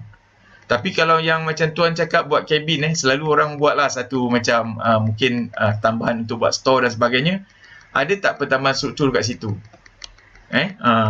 Dan itu sebenarnya kena taksiran kena dapatkan, sebab dia kalau melibatkan tambahan longkang, dia dah diistilah sebagai bangunan tambahan. Tuan-tuan, macam itu. Kalau kita just besarkan kita punya carport, itu bawah kategori B lagi, tak ada masalah. Tapi kalau berdinding dan sebagainya, bertingkap, itu memang dah ada tambahan bangunan. Encik Sobirin, memang kena. Tapi ada yang jatuh kategori B, ada yang jatuh kategori C lah. Yang itu tuan Cik Rosli. Okey, baik. Ini daripada Encik Azrul Aini, mungkin untuk makluman, kalau di Majlis Bandaraya Pasir Gudang sekarang sedang program pemutihan resubmit plan backdated tanpa denda dan saman. Ini diskaun daripada pihak PBT lah. Ya. Okey, kita pergi pada soalan yang seterusnya ialah Mr. Chong Sun Fat. Bagaimana kalau kita beli rumah tua dan telah diubah suai, mana CCC dah susah, so apa yang jadi apa ni? Ini Mr. Chong, ini situasi dia. Kalau contoh ini yang macam yang famous sekarang kan, dia beli rumah lama, unsur unit ataupun rumah tinggal, dia flip rumah tu kan, dia repair, lepas tu dia sebenarnya yang buat ni, kontraktor yang buat ni, dia memang pertama dia mesti dapatkan kebenaran daripada pihak PBT untuk buat kerja-kerja renovation ni, sebab kerja tu menyusahkan jiran. Bila melibatkan menyusahkan jiran, biasanya memang kena dapat. Kemudian dia buat tambahan struktur, jadi bila dia buat tanah struktur, dia buang dinding dan sebagainya, of course dia ada pelan tambahan dia lah Dan bila dia siap, sebenarnya kontraktor ni dia kena apply CCC juga. Sebab bila tuan-tuan dengan PBT, tuan-tuan mohon permit kerja sementara, closing dia adalah CCC. Macam Cik Azri tadi kan cakap kan dekat Pasir Gudang kan. Closing dia adalah CCC. Permohonan kita tu, bila kita daftar ataupun kita dapatkan permit kerja sementara, yang pertama kita kan submit drawing, dapat kelulusan, lepas tu kita buat submit kerja sementara. Selalunya fokus public ialah setakat dapat kelulusan saja dari pihak PBT. Tapi tidak, file tu terbuka tuan-tuan. Untuk tutup file tu, tuan-tuan kena submit CCC. So consultant project tu dia kena siapkan borang G dia. Borang G still G1 sampai G21, tetapi ada yang tak pakai, dia palang lah, tidak berkaitan. Tidak berkaitan. Tapi kalau borang G12, borang melakukan Syabas, melakukan bomber, semua dia kena isukan balik. Dan dia kena submit. Dan nanti arkitek dalam projek tu, ataupun tuan-tuan tak ada arkitek, kena lantik satu konsultan kalau ikut pembangunan yang type C. Arkitek tu akan sign borang F. Jadi borang F tu terus jadi CCC. Itu satu. Kedua, kalau tuan-tuan beli rumah ataupun tuan-tuan tuan rumah, tuan-tuan dah buat renovation tanpa permit, lepas tu tuan-tuan tuan-tuan buat renovation tanpa permit, lepas tu tuan-tuan nak jual, masalah kepada purchaser. Sebab purchaser tak boleh buat loan bank. Bank akan hanya bagi nilai tu ikut harga sebenar, ikut harga majlis. Sebab bila tuan-tuan tak apply for CCC contoh, tuan-tuan tak buat apalah dan selamat dapat bina, bank akan refer pada dokumen CCC tu. Tuan-tuan dan dia akan taksirkan rumah tu berdasarkan kepada rumah tu daftar dekat PBT macam mana, berapa nilai dia. Contoh tuan-tuan beli rumah tu asalnya nilai 300,000. Lepas tu tuan-tuan beli dengan nilai 500,000, tuan-tuan flip, tuan-tuan nak jual dengan 800,000. Tetapi pembangunan tuan-tuan tu ada tak borang CCC yang valid untuk kerja yang tuan-tuan dah siap. Kalau dia punya CCC tu berdasarkan kepada nilai 300,000, bank hanya boleh keluarkan up to 75%. Jadi purchaser ni ada masalah nak beli rumah tu. Tuan-tuan nak jual 800. Tapi bank dia akan verify, dia akan nilaikan untuk bagi loan tu untuk rumah sublet ni, biasanya maksimum bank boleh kasih 75%. Sebab rumah baru bank boleh bagi up to 90 to 100%. 90% boleh bagilah untuk rumah baru. Tapi rumah sublet selalunya bank akan bagi sekitar 75%. Kalau tuan punya payment rating tinggi, credit rating ataupun bank rating tinggi, mungkin dia boleh bagi up to 80%. Tapi dia ada, bank negara ni ada undang-undang ni tuan-tuan. Untuk sublet, dia tak boleh bagi 100%. Tuan-tuan Jadi CCC tu penting tuan-tuan CCC tu penting. Sebab kalau purchaser tuan-tuan boleh bayar cash, tak perlu melalui bank, tuan-tuan selamat lah. Tapi kalau saya beli rumah sublet tu tuan-tuan, saya akan minta CCC yang valid, yang terbaru. Sebab CCC tu tuan-tuan, dia submit, tuan-tuan akan dapat layout. Kalau dia tak sama dengan bangunan saya ada, macam mana saya nak beli insurans kebakaran? Pihak insurans akan tolak tuan-tuan benda tu lah. Tuan-tuan nak kena, sebab bila kita beli insurans kebakaran, valuator akan datang, dia akan buat semakan. Kalau dia kata, tuan-tuan punya CCC dah tak valid, ini bangunan lama, sekarang dah bangunan bentuk baru. So ini sepatutnya CCC yang baru. Sebab ni nilai dah lain. So premium coverage tu dah bertukar tuan-tuan Kalau tidak, dia punya premium hanyalah cover 300,000, tapi rumah yang tuan-tuan beli ni nilai 800,000 contoh. Macam itulah tuan-tuan isu dia. Okey, Cik Rosli? Okey, betul lah apa yang Cik Khairul cakap tu memang tepat sekali. Cuma saya nak tambah sikit peringatan kepada mereka yang suka beli subsale, rumah subsale ni buat investment pastikan SMP you kena dapatkan dulu salinan SMP. Tengok dulu rumah tu sama ada rumah tu masih lagi mengikut pelan asal ataupun tidak. Sekiranya rumah tu tidak mengikut pelan asal, kena minta CCC yang baru. Sebab banyak terjadi kes bila owner beli subsale, dia dah sign sales purchase agreement, buat loan everything, lepas tu majlis datang saman sebab tidak ada permohonan untuk pengubahsuaian terhadap yang dia beli. Jadi dia cuba nak tolak balik pada owner yang lama, tak boleh. Sebab dalam SPA, Sales Purchase Agreement antara pembeli subsale dengan orang yang jual rumah tu, Apa yang berlaku adalah dalam agreement tu dah tulis dia jual seperti mana sedia ada. Betul Jadi betul. dia jadi satu isu. Betul betul. Memang owner yang baru kena bayar saman Ya, kalau ya. PBT datang. Ya, betul. Ini kes ni dah masuk court. Ya. Dah jadi kes. Hmm. Jadi apa yang Cik Khairul cakap tu betul lah. Ya. Okay, baik. Kita pergi pada soalan yang seterusnya. If the renovation interior works only of the apartment high-rise building is to be carried out without approval, will CCC will be withdrawn? Ini isu untuk high-rise building lah kalau dia buat kalau dia buat renovation. Okay, Mr. Chua, untuk strata building, dia pelik sikit. Sebab strata ni, undang-undang strata, dia bawah MC, Management Committee. Contoh, kalau kita sebagai renovation contractor, kita nak buat kerja dekat bangunan strata, kita bukan perlu kelulusan PBT, kita perlu kelulusan MC, Persatuan Penduduk.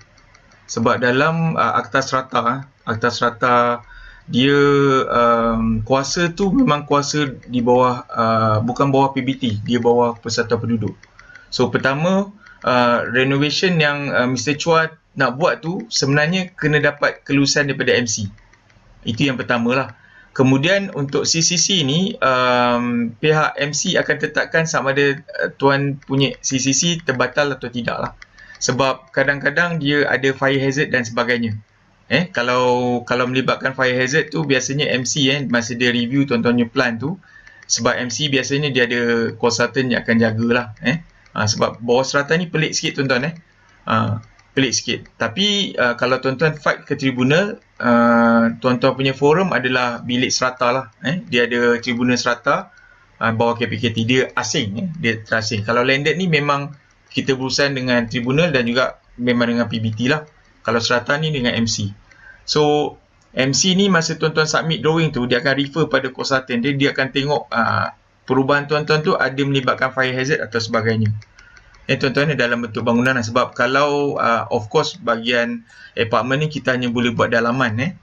Kalau dalaman tu situasi dia kalau ikut PBT punya prasyarat, dia setakat buat, katakan kita pasang tile tak lebih daripada 6.5 meter square, itu dibenarkan, tak ada masalah. Tapi untuk strata ni, dia semata-mata bawah MC. Sama ada MC benarkan atau tidak lah pada pihak tuan. Kalau MC benarkan, dia atas MC lah, sama ada MC kata bangunan tuan tu okey atau tidak. Sebab CCC MC tu bersifat, strata tu ialah CCC yang keseluruhan bangunan. Jadi pembangunan tuan-tuan tu dalam tu sama ada MC benarkan lah. Kalau MC benarkan, maksudnya dia tak mengganggu CCC bangunan keseluruhan. Sebab kalau strata ni CCC dia bersifat keseluruhan bangunan tuan-tuan. Tapi kalau landed, dia bersifatkan by unit. Satu unit. Tuan-tuan, itu situasi dia lah. Cik Rosli? Okey, baik. Mungkin boleh saya tambah sikit. Ya. Yang ini saya tak pasti kalau di dalam bangunan apa-apa untuk interior work lah. Cuma kalau tak salah saya, projek saya yang lepas di 28 Boulevard, Pandan, apa yang berlaku ialah pemasangan pintu pagar, grill dekat luar tu, pintu utama kita tu, grill tu, actually dia kena dapat Bomba. kelulusan daripada MC Ya. untuk pemasangan dia, kemudian dia kena apply permit PBT. Oh. Daripada kelulusan MC tu, dia kena submit kelulusan PBT, baru dia boleh buat. Kelulusan PBT tu dia orang kena bayar RM1,000. Sebab dia ada fire hazard kan kat situ. Mungkin sebab satu lagi dia di bahagian koridor kan. Ya. Takut dia mungkin dia jadi public area, tapi dia dalam rumah ni saya tak pastilah. Ya, betul. Nak kena semak balik kalau takut ada regulation dan sebagainya. Betul. Sebab strata ni pelik sikit lah Cik Rosli. Strata ni pelik sikit. Ya. Okey. Ni yang kes tadilah daripada Cik Mio Fazli. Kita dah hantar tuan tapi owner masuk tribunal. Cik Mio, pendapat saya tribunal sekali je.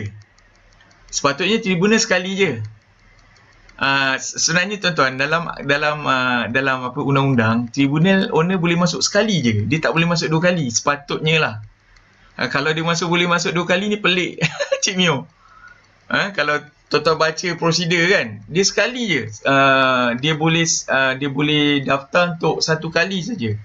Kalau kes tu dah selesai, dia bawa lagi, sepatutnya dah tak boleh. Sebab dia hanya sekali saja untuk pihak-pihak katakan dinamakan sebagai defendant. Contoh developer dan sebagainya kan, dengan kontraktor kan dinamakan. Kalau ikut tribunal sekali je. Sepatutnya kalau dah tak puas hati tu, sepatutnya dia masuk kepada court lah. Sepatutnya lah. Tapi ni mungkin, ini satu pengalaman lah. Kalau kita baca, dia memang sekali je Cik Mio. Kalau ni 2 kali, mungkin kita kena semak balik lah apa yang berlaku lah Cik Mio. Okey Cik Rosli. Okey, daripada Mr. Chong Sompat. Tuan Speaker, untuk concrete produced by own developer plan, ini perlu sirim sijil? Jika perlu, bagaimana caranya? Mr. Chong, ini kita dah bincang 5 Julai tu hari Cik Rosli dalam pelaksanaan PPS Bambenan. Betul, untuk permit untuk konkret ni sebenarnya dia termasuk dalam jadual keempat Akta 520 CIDB. So kalau tuan-tuan pakai konkret yang tak ada PPS daripada pihak CIDB, denda sebenarnya dikenakan kepada kontraktor adalah antara RM10,000 hingga RM500,000. Dan untuk nak mudah Mr. Chong Mr. Chong mesti katakan pihak berkenaan berurusan dengan pihak CIDB CRIM, CREAM. CIDB CRIM, sebab pihak CIDB CRIM ni dia boleh buat assessment kepada produk dan dia boleh keluarkan PPS. Dia ada 2 lah. Kalau kelulusan produk tu, tuan-tuan boleh sama ada dengan CIDB CRIM ataupun dengan pihak SIDIM. Ataupun mana-mana lab yang ada ISO ataupun IEC, kalau produk tempatan 17065. 17065. Dia punya sijil lab tu 17065. Tapi nak selamat, either hantar kepada SIDIM ataupun pada CIDB CRIM. Tetapi kalau tuan macam Mr. Chong tu submit kepada CIDB CRIM, dia boleh buat assessment, boleh test produk dan dia boleh keluarkan PPS sekali. Cuma pemakaian konkret yang tak ada yang tak ada PPS bahan bina ni adalah satu kesalahan lah. Adalah satu kesalahan kepada pengguna, kepada kontraktor. Itu satu kesalahan sebab dia termaktub. Dia termaktub lah. Yang ini tuan-tuan nak kena hati-hati sikit lah. Tuan-tuan sebab itu adalah bahan utama dalam pembinaan. Jadi kalau dia punya produk tu tiada penarafan kualiti, kemungkinan sebab bangunan ni sampai akhir hayat, sampai kiamat lah tuan-tuan kalau tak runtuh. So ketahanan bangunan tu, integrity of the structure itu sangat penting. Jadi kalau tuan-tuan pakai benda yang tak verify dan sebagainya, itu jadi satu bahaya lah. Okey Mr. Chong.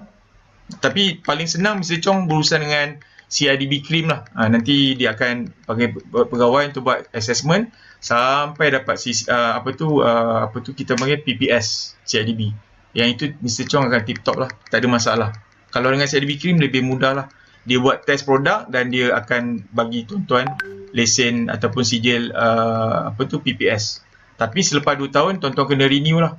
Tapi sebenarnya kat Malaysia sekarang tuan-tuan, segala barang memang nak kena ada pelesenan tuan-tuan. Okey Cik Rosli. Okey, baik. Ini ada satu lagi soalan daripada Mr. Chong. Ya. Bagaimana jika jiran ubahsuai rumah dan tak tahu keadaan CCTV status? Kita sebagai jiran ada hak untuk tahu status rumah selepas ubahsuai. Ini jiran yang bagus ni. Mr. Chong, kenapa ada kategori A, B dan C? Kategori A ni tak perlukan permit kerja sementara. Maksudnya tuan kalau setakat mengecat, pasang aircon, pasang awning kan yang bersifat 1 hari, tak ada masalah lah. 1 hari dah siap, jadi gangguan tu sehari. Kalau kerja renovation ni yang kategori B pula, dia tak perlukan plan, tapi dia mungkin sampai 1 minggu. Tu sebenarnya kena ada permit kerja sementara, sebab dia bagi hazard ataupun hassle kepada jiran-jiran. Kalau yang kategori C tuan-tuan, kadang-kadang sampai 2 atau 3 bulan. So sebenarnya dalam semua permit kerja sementara tuan-tuan, dalam permohonan permit kerja sementara type B dengan type C ni, ada item tu adalah kebenaran jiran. Ada satu item. Jadi tuan kalau tak puas hati, tuan kalau tak puas hati, tuan boleh komplain dengan PBT. Tuan komplain sebab tu hak, sebab dalam masa dia nak apply permit kerja sementara tuan-tuan, sebenarnya ada satu borang yang sebenarnya Mr. Chong kena sign setuju dia buat. Rumah saya dulu kena dia nak sambung master bedroom, dia nak besarkan. Jadi dekat tembok antara saya ada satu split level lah dengan jiran. So ada satu tembok. So tembok tu dia nak sambung, terus dia nak buat dinding untuk dia punya tambahan bangunan lah untuk junior master bedroom. Saya tak setuju. Saya kata tembok ni dari structure dia setakat tembok, dia bukan untuk sokong sampai bangunan atas Jadi nanti akan crack, dia akan jadi masalah kat kita lah. So yang ni saya tak setuju, jadi dia tak buat. Maksudnya kontraktor jiran saya tu dia faham. Kalau saya tak setuju, dia tak boleh buat. Itu maksudnya lah. Jadi Mr. Chong sebenarnya boleh boleh semak status dengan pihak PBT. Just bagi satu telefon selalu telefon, bagi alamat saja. Tuan, rumah sekian-sekian tengah buat renovate. Saya nak tanya, dia ada permit atau tidak? Kalau tak ada permit, tuan-tuan maklumkan buat report, memang dia datang, dia ambil gambar, dia akan saman. Itu yang saman dia A campur B campur C, dia kali dengan, kalau Mr. Chong kat Selangor, dia kali dengan 10 kali ganda. Kalau kat kawasan DBKL, 20 kali ganda lah. Lepas tu dia kasih store order. Silap kalau pihak inspektorat tengok dalam keadaan, kalau contoh dalam bangunan sedia ada, tanpa dia tambahan struktur, dia naik lagi satu tingkat itu lagi satu isu tuan-tuan keselamatan bangunan dah terancam. So mungkin boleh dia PBT boleh keluarkan surat perobohan semula. Itu bawa akta jalan parit bangunan semua tu ada tuan-tuan. Jadi tuan-tuan sebagai jiran memang ada hak. Tuan-tuan tinggal hello je, hello ataupun hantarkan email. So berikan alamat lah. Tuan-tuan dalam pertanyaan tuan-tuan kata premis tersebut buat renovation ada tak permit? Sebab dia tak maklumkan kepada saya sebagai jiran. Itu sebenarnya satu kesalahan lah. Cik Rusli Okey, baik. Mungkin Mr. Chong lepas ni kalau ada tengok jiran-jiran yang buat renovation rumah tu mungkin boleh check, lepas tu boleh nasihatkan lah untuk apply permit untuk renovation lah Baik, jangan gaduh lah jangan gaduh. Okey, daripada pertanyaan daripada Mr. Bong Chen Hui boleh apply CCC selepas terbeli rumah yang diubah suai? Boleh Mr. Bong. Kalau you dah terbeli, you jumpa dengan arkitek, you minta dia buat late application lah. Late application, tapi macam Encik Rosi cakap, mungkin ada isu tentang denda dan sebagainya lah. Katakan you dah terbeli, CCC memang dah sebab you mungkin beli dalam keadaan you tak perlukan pembiayaan daripada pihak bank. Selalunya kalau rumah tu you beli tapi you terpaksa ambil loan bank, you dah nampak benda ni ada isu. Sebab bank kata dia cuma boleh, contoh you beli 800,000, lepas tu bank kata saya cuma boleh bagi awak dalam 200,000 saja. Awak pun terkejut. Kenapa sikit sangat? 75% untuk 800 dah berapa kan? Sepatutnya awak bagi saya 600. Kenapa sikit sangat? Dia kata tak, sebab CCC dia sekian-sekian. Value dekat majlis sekian-sekian. Jadi tak boleh bagi. Jadi tuan-tuan akan nampak. Tapi kalau Mr. Bong beli rumah yang memang boleh bayar cash, contohlah katakan beli, contoh duit KRSP keluar, dapat belilah. Kadang-kadang benda tu terlepas pandang. So masih boleh keluar. Sebab CCC ni yang dikeluarkan daripada pihak arkitek. Cuma yang jadi susah sikit, arkitek dia kena keluarkan balik plan lah. Dia ada kaedah lah tuan-tuan. Tapi dia resubmission dia akan buat semula. Nanti adalah bayaran denda yang kita kena bayar. Macam tadi, macam Pasir Gudang kan, bila dia kata buat pemutihan, maksudnya tuan-tuan taklah kena penalti. Tapi proses permohonan tu dibenarkan lah. Itu yang dimaksudkan. Bukan tiba-tiba tuan-tuan dapat CCC tak. Tuan-tuan kena submit, tapi pihak PBT tak kenakan penalti lah. Denda tak ada. Tapi wang proses semua dia kutip lah. Proses submit plan dan sebagainya. Itu dimasuk pemutihan. Tak silap saya dekat MPAJ tu dah tamat. MPAJ tamat bulan 6 tahun ini. Dia bagi setahun daripada tahun lepas. Kalau MPAJ tu dah tamat. Dia memang PBT dari masa ke semasa dia buat proses pemutihan lah. Tuan-tuan macam Mr. Bong, kalau nak buat sekarang pun tak apa. Sebab penalti tu bukanlah macam saya cakap sebab kita boleh beritahu kita dah terbeli rumah sekian. So kesalahan tu bukan dekat bahu kita kan. Jadi mungkin boleh minta timbang antara, tapi of course ada penalti sikit lah. Tapi yang bagusnya ialah pertama, you boleh beli you boleh beli fire insurance yang betul. Dia boleh cover dengan nilai sekarang. Kedua, bagi pihak PBT pula dia suka sebab bila you buat serahan tu, you punya quick rent ataupun cukai pintu dia berubah. Dia tak sama dengan orang lain. Macam tadi kan Mr. Chong kan, rumah tu tambah lagi satu tingkat contoh dia punya PE tu people equivalent tu dah bertukar. Dulu mungkin asal 6 orang tapi naik lagi satu tingkat dia dah kira 12. Sebab itu sepatutnya quick rent dia ataupun cukai pintu tu dah berubah sebab dia kira pembuangan daripada ataupun sampah daripada 12 orang. Resident lah. Itu dimasukkan lah tuan-tuan Tapi CCC macam Cik Rosli cakap memang kita kena dapat yang terbaru sebab impact paling besar ialah risiko kebakaran lah. Tuan-tuan Cik Rosli? Ya, betul. Baik, daripada Nasrul, bagaimana nak tahu rumah subsale ada CCC ke tidak? Yang ni rasanya kena check dengan PBT lah. Ya, dengan PBT. Ataupun check dengan owner. Ya. Baik, kita pergi soalan yang seterusnya. Bagaimana kalau kita beli rumah? Ni dah ada kan? Dia dah tadi. Oh, CCC dah musnah. Ini boleh check balik dengan PBT? Ya, check balik dengan PBT tuan. Okay. Sebab PBT ada satu salinan Cik Rosli In fact kalau rumah lama dia CF kan Cik Rosli Ya, betul. Dia ada rekod CF lah. CCC ni baru je tuan-tuan. CCC ni baru saja. Okey, yang ini bagaimana jika jiran bersuara rumah dan tak tahu keadaan CCC status? Kita sebagai jiran ada ni saya ulang balik ke apa ni? Oh tak Cik Rosli. Ini Dia ini yang komen baru, by komen. Dia komen by komen. okey. Oh, kategori C. Dia tambah satu tingkat lagi. Ya, Ini ya. memang kena ni lah Ya. Kena minta permit lah PBT. Ya, Apa yang betul. patut kita buat jika jiran tambah satu tingkat lagi? Ini kena pastikan jiran kita apply permit lah. Ya.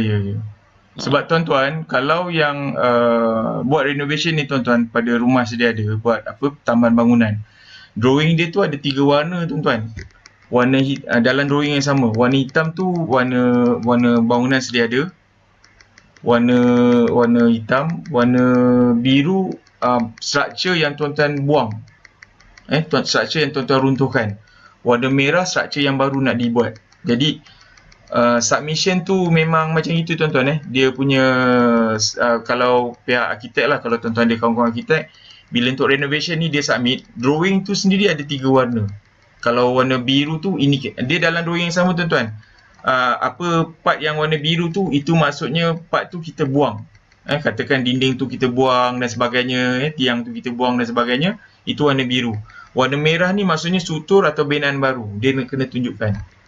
Tuan-tuan So kalau yang satu tingkat tu dia ada prasyarat tuan-tuan, sebab tu kita kena mohon hantar kepada pihak kejuruteraan. Sebab macam jiran-jiran saya, bila dia bukan rumah saya 2 tingkat, tapi bila dia buat tambahan bangunan, selalunya mereka pakai lightweight brick tuan-tuan batu blok sand brick yang sangat ringan tu kan. Sebab itu dari segi kiraan lah. Sebab engineer kena keluarkan tuan-tuan. Bila kita submit, kita bukan submit drawing saja, kita kena submit sekali structure drawing. Structure drawing ni IR yang chop yang sign tuan-tuan Jadi dia ada kiraan dari segi bahan dan sebagainya. Sebab tuan-tuan kalau naik sekali lagi dengan solid brick dan sebagainya, itu sangat susah tuan-tuan. Structure wise nak kena, sebab kita punya bangunan sedia ada tu design dah as per iris lah. Kalau tuan-tuan tambah keterlaluan, itu yang jadikan masalah. Sebab tu dalam Akta Jalan Parit dan Bangunan, pihak PBT ada kuasa peruntuhan. Sebab bila dia anggap tidak selamat, dia bagi notis peruntuhan. Itu yang dimasukkan dalam undang-undang. Cik Rosli Okey. Baik, ada daripada Encik Mio. Tuan, khusus online QLASIK ada tak? Setakat ni korang tak adalah ni. Saya tak tahu kalau Cik Khairul ke, silakan Cik Khairul. QLASIK ni tuan-tuan kena check dengan CIDB. Sebab yang boleh tawarkan cuma mereka yang level 4 saja, macam Cik Hassan Nur Rahman lah. Macam Cik Hassan Nur Rahman. Kalau Cik Hassan Nur Rahman, dia memang setiap bulan dia saya cari nombor dia. Saya punya cikgu lah. So Cik Hassan ni sebenarnya dia dah lulus untuk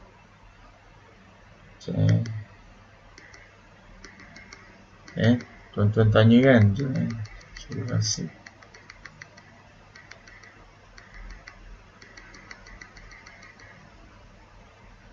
Nombor Cik Hassan 019. Saya tulis kat sini tuan-tuan tapi tuan-tuan terus ambil 019. Cik Hassan ni dekat Selangor tuan-tuan 019 307 7770 019 307 4 kali 0. Cik Hassan ni memang tiap-tiap bulan dia team up dengan Cik Wan Hisham dekat Bangi dia selalu buat dekat Bangi lah, dekat Rizki Kreatif. Setakat ni Cik Hassan sebenarnya dah lulus sampai level 3 boleh buat. Cuma level 3 tu untuk toolset punya testing tu dia CIDB belum tetapkan harga. So Cik Hassan dah lulus boleh mengajar level 1, 2 dan 3. Level 1 tu awareness khusus 1 hari. Level 2 tu QRC assessment, QRC assessor. QRC assessor tu khusus 2 hari. Lepas tu hari kedua ada test lah 50 soalan dalam 1 jam. Itu level 1, itu level 2. Level 3 adalah tool set. So level 3 ni Cik Hassan dah lulus. Cuma Cik Hassan kata belum boleh ditawarkan sebab CIDB belum keluarkan harga lah. So kalau nombor yang saya bagi ni tuan-tuan yang bertanya tadi boleh simpan tiap-tiap bulan memang ada. Dan sijil ni adalah sijil sah daripada CIDB lah sebab hanya mereka yang level 4 saja yang boleh tawarkan boleh tawarkan. Tapi kalau tuan-tuan betul-betul minat boleh buat dengan CIDB Holding lah. Kalau CIDB Holding ni yang mengajar tuan-tuan ialah senior Joshua Kang daripada Kanaan Building. Joshua Kang itu CIDB Holding pun ada bagilah untuk tuan-tuan buat. Tapi QLASIK memang belong to CIDB sebab dia kompetisi personal. Jadi bila kompetisi personal memang kena buat directly dengan CIDB. Kalau dengan swasta ni macam Cik Hassan sebab Cik Hassan adalah lantikan sepenuhnya lah daripada pihak CIDB. Okey tuan-tuan Cik Rosli. Okay, baik. Adakah CCC kita akan musnah jika jiran kita buat ubahsuaian kategori C secara haram? Tidak, kita tak terlibat sebab CCC kita by unit. Cuma isu dia, kalau dia buat by haram, tuan-tuan sepatutnya kena buat laporan. Sebab risiko kat tuan-tuan lah. Pertama, kita takut wiring work dia tu bermasalah. Jadi dia ada lintas-lintas berlaku kebakaran. So dia akan efek kita sebagai jiran. Kedua, contoh tadi, dia naik setingkat lagi. Bila dia naik setingkat lagi, adakah dia ambil kira dari design bangunan? Kita takut bangunan tu runtuh dan sebagainya. Sebab bangunan tu selama-lamanya tuan-tuan So paling selamat memang masa pembinaan tu sebenarnya tuan-tuan kena tanyalah ada permit ke tidak, ada plan ke tidak dan sebagainya. Selalunya kontraktor yang ada lesen ni tuan-tuan, dia akan tampal pelan lulus tu, pelan binaan tu dia akan tampal kat dinding. So bila dia tampal tu tuan-tuan akan nampak tiga warna tu. Biasa kontraktor buat macam tu sebab dia tahu bila masa CIDB akan datang ke tapak. So nampak je tu dia dah selamat lah lebih kurang. Selalunya dia orang akan tampal kat satu dinding untuk reference pada staff lah. Tuan-tuan So CCC tuan-tuan tak ada masalah tetapi risiko tuan-tuan tanggung sebab jiran sebelah mungkin rewiring dia bermasalah dan sebagainya. Masalah kepada kontraktor renovation ni tuan-tuan, mereka tak lantik wireman yang berdaftar dengan SC. Itu isu nombor 1. Kebanyakan yang saya mengajar renovation kontraktor ni, kita dapati ialah bila dia buat kerja-kerja plumbing dengan wiring, sebab dia tak anggap perlu keluar CCC kan. Sebenarnya kenapa CCC penting pihak majlis tetapkan penting. Pertama, kenapa lesen people saja yang boleh buat kerja-kerja plumbing, lesen wireman saja yang boleh buat kerja-kerja electrical sebab mereka berlesen dengan SC. Kalau yang plumber ni mereka berlesen dengan Syabas, mereka berlesen dengan SAJ.